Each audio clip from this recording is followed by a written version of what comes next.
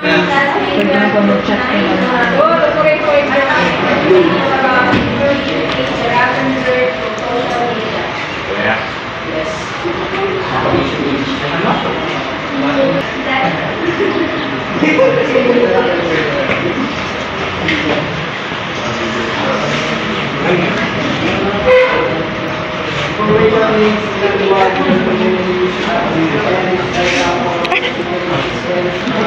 Wala, uwi ka, wala, uwi ka, uwi ka.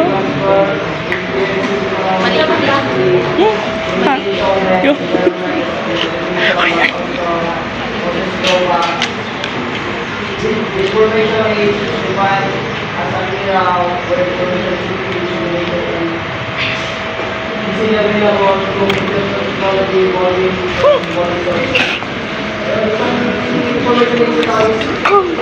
Ngayon, dahil mas at pagkaling knowledge to dahil marami ng mga dito po may like example cellphone mga kailangan para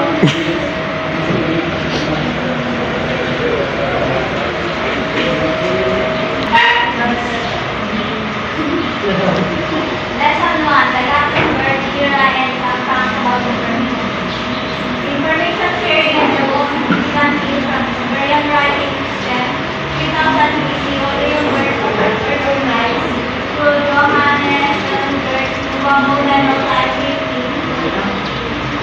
Press, certificates, information dissemination and improved dramatically. Rather institutions satisfied government, social, and cultural revolutions contributing to European Renaissance and creating modern information theory.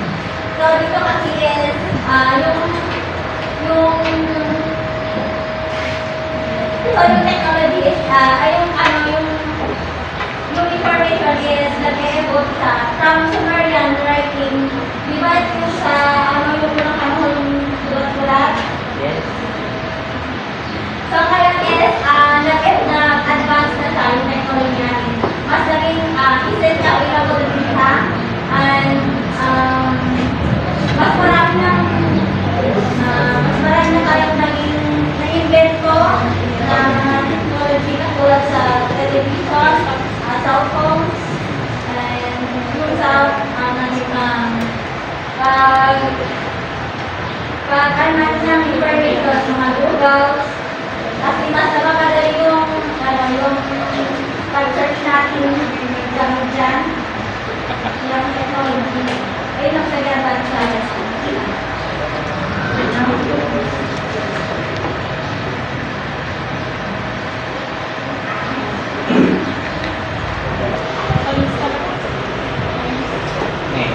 Sino?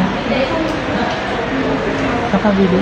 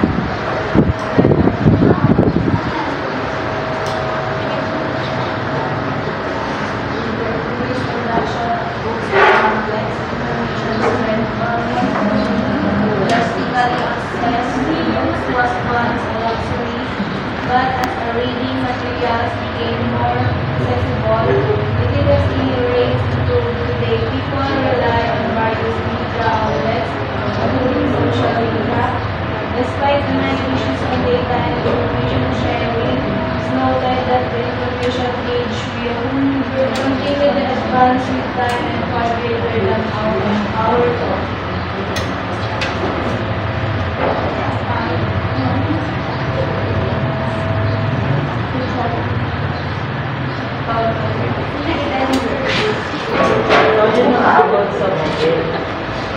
bumalik tayo sa dating panahon, kumbaga nasi-share yung mga information like that with a book or alam niyo po, newspaper o kayo mga dyaryo, ganyan na binibenta kaya something na nililigay nila sa labas ng bahay para basta na natin mga kasi that time kasi is wala pa tayong social media like that. If you compare dati sa ngayon is much more on advanced. For example, we are using now a cell phone like that to easy to access yung mga balita like that, di ba? And also, mas if you compare dati sa ngayon is mas medyo hindi na sa costly ngayon. Kasi dati bibili ka pa ng mga books para lang malaman yung mga nangyayari sa mundo. And also ngayon is pwede siya.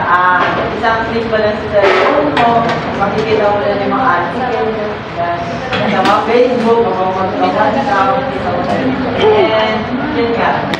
Habang kapanahon ngayon is mas lalo mas nag-a-advance kasi nga about sa information.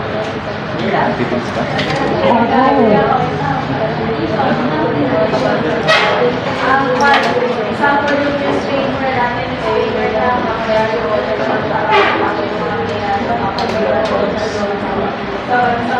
sa society mo, and ngayon pwede na rin sa social media, sa Facebook, sa mga post na mga tulad mo dito, sample si Bigo, diba, o diba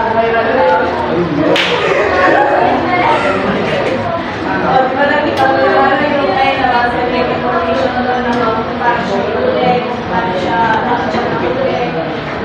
Kung social media, kaya mas nakakabilis yung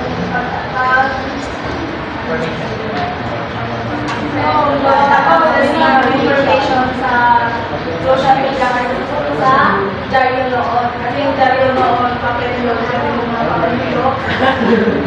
Pag-ilo. Yun lang.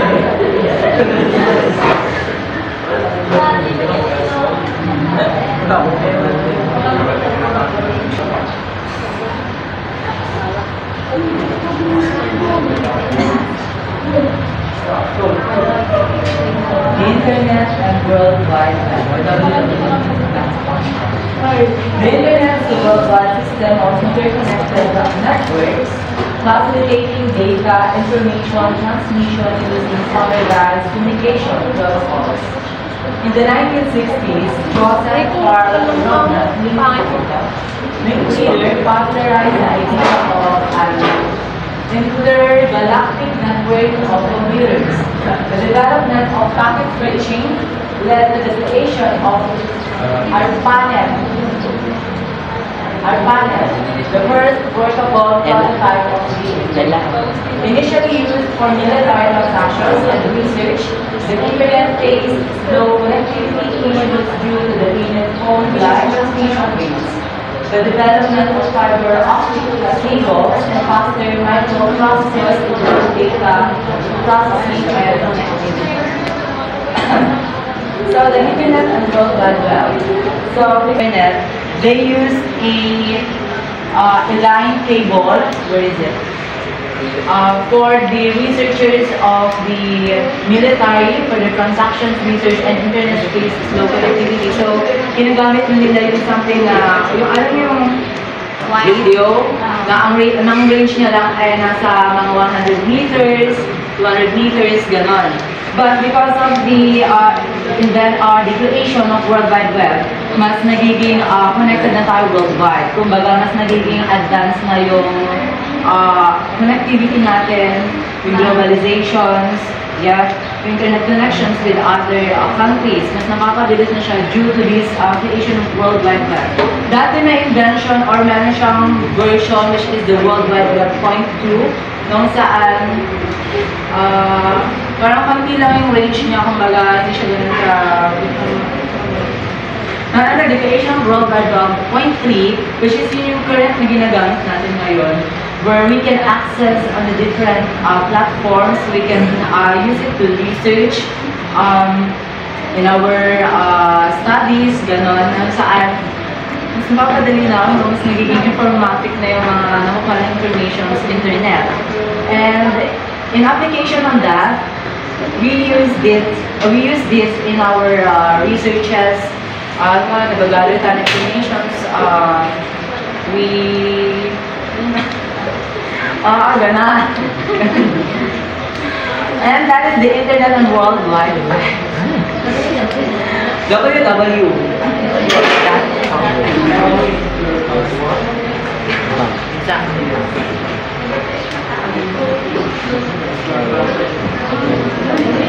Rocket daw. Okay. Robert Kahn and Vinton Cerf developed the transmission control protocol and internet protocol model adopted by ARPANET in 1983, setting standards for data transmission between networks. 1990, Tim Berners-Lee developed the World Wide Web, gaining popularity as a means to access interconnected documents and resources online through websites and hyperlinks. The Internet has revolutionized communication, making it convenient and accessible anytime, anywhere. It has impacted various sectors including social, political, and financial use. E-commerce has been trending, and issues like cyber threats, identity theft, and cyberbullying have arisen. So, yes, we're still talking about the internet. No? Sino bang hindi gumagamit ng internet dito? Gumagamit kayo lahat ng internet? Sino hindi gumagamit ng internet? Hindi gumagamit ng internet? Ng data? So, ayun. Dito sa generation natin, lahat naman tayo naabutan natin yung internet. Pinanganak kayo may internet na. So, pero ito yung mga tao behind that one. No, sila Robert Kahn, si Vinton Cerf, yan. Hindi ko pinala ito mga. So, Tim Berners-Lee. And sila yung ito, lahat si Tim Berners-Lee. And sila yung nag-develop ng World Wide Web, which also known as Internet as of now. Ang purpose lang talaga ng internet is para maipasa yung mga documents. Hindi naman para manood ng YouTube. Hindi naman para talagang pang-online games. Ang purpose lang yan talaga is para ma-share sa buong mundo yung mga documents na mga kailangan sa mga unang panahon. Yan. For example, yung mga weather forecast. Yan. Yan yung purpose ng internet dati. Pero of course, alam naman natin, nag-advance naman na hanggang ngayon. So, dahil sa internet, we can also use that for the business side, sa economy, especially yung Shopee natin. Yan, online Shopee. Tapos, nagagamit na rin siya sa political. So, pag mag-check kayo ng bagong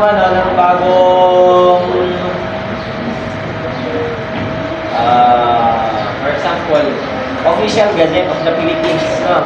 Government yun siya. Nandun nakalagay sa yung mga batas, yung mga na doon.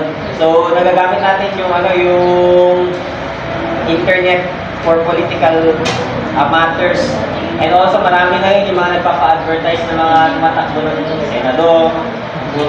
Puro YouTube, nasa YouTube yung mga mukha nila, may mga balo-balo, may mga nandun nila. So, we can use that. Social, of course, Facebook, Messenger, Instagram, kung ano na yan. Tapos, of course, nagkaroon na rin ng mga bagong klase ng mga krimen. No? Different kinds of crime. Dati wala namang cyberbullying, no? Hindi talagang tingo-tenga, no? Dati. So, pitik ko din, no? So, pitikan nyo na tenga. Ganun yung bullying dati. No? Pero ngayon, keyboard warrior. Palaban pag nasa keyboard. Palaban pag nasa message ka lang pag sa takot sa totoo. Ayun. Dami. Ano ba? Identity theft. Ayun, dinakaw yung Facebook account mo. Si Jonah, hindi pala si Jonah yun. Si ano pala yun? Si Hero pala. Punta niya hinak. O, diba? Identity theft.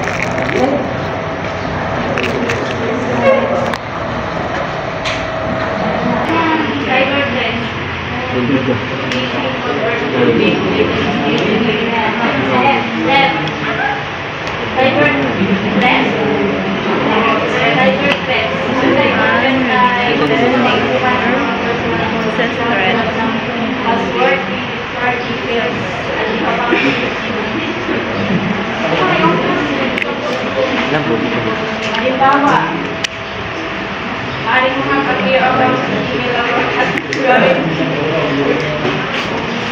gamit naman pingilan ang iyong information para mag-order ng mga produkto online o para mag-withdraw ng mga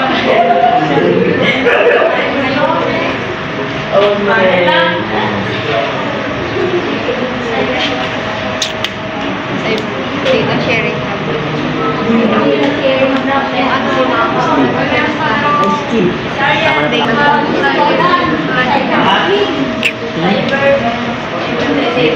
Data sharing problem, copyright, licensing code, yan yung, kumari, may kinuha ka ng isang content, then, you need, parang kailangan copyright, then, meron din copyright na pag nakakamang doon, kailangan,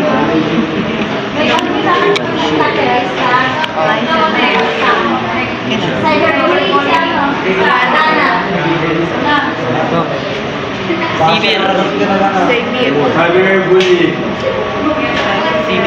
Children, verbal abuse, basher, yung meron yung mga bata na may nagiging ayun to, wala na. Tapos yung sexual message yung meron nag-chat na yung nakamastusan. Pang nag-send yung buti daw. Waiting. Pinkish. Sige doon, charit.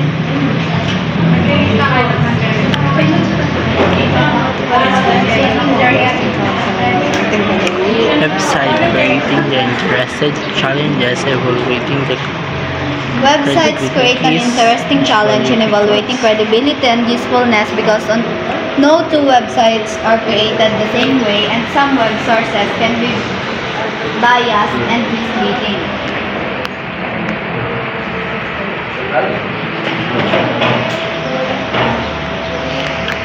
For example, sa Facebook, also sa social medias naman is ginagamit sana natin for informations, magkalat ng mga information. Pero madami na din nagkakalat ng mga fake news. For example, may nangyari yung totoo nangyari kay Duterte. Madami nag-comments na hindi naman nila alam kung ano yung totoo nangyari.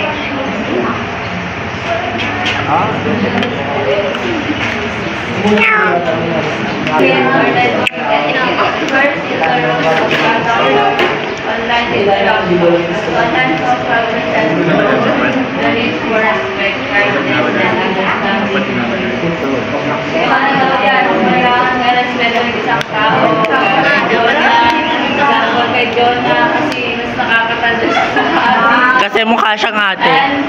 Pati na rin sa Facebook, gano'n. Ayun kindness. Ayun kabaitan. Kabay ba ako? Yan lang. Demonyo yan. Mas demonyo ka. Demonyo ka. Para wala na. Next na. Abino. Ano yung vagina? Virginia. Ay, Virginia.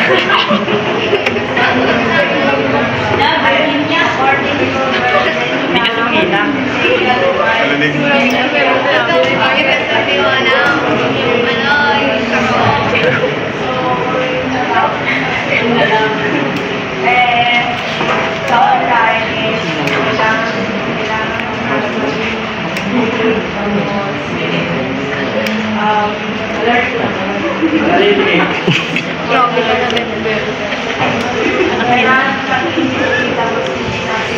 Basta yun.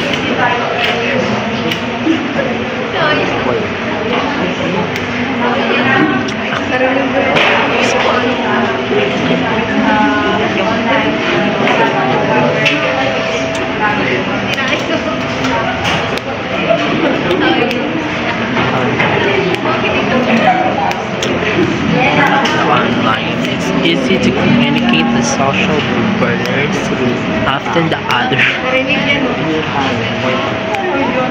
When interacting online, it's easy to commit social blunders, offend others, or misunderstand intentions.